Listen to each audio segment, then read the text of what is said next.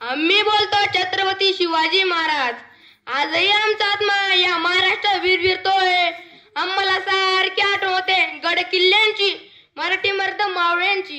तसे आम्ही तुमच्या मना मानतो तरी तुम्ही सुद्धा आमच्या नसनात.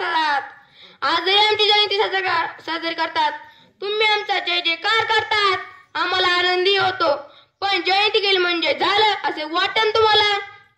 तुमच्या बघण्यात असलेले फोटो मधले शिवराय तुमच्या वागण्यात कधी असणार आहे? तुमच्या पुस्तकामध्ये छत्रपती तुमच्या मस्तकात कधी घुसणार आहेत?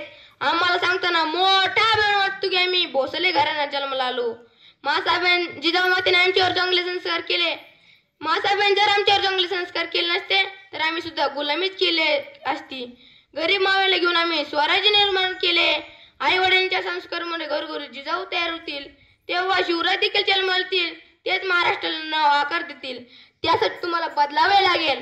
कशासाठी केला होता आम्ही स्वराज्याचा हटास? कोणासाठी पाहिले होते स्वप्न? तुमच्यासाठीच ना. मग चला उठा, एकजुटीने राहा. हर हर महादेव, हर हर महादेव. जय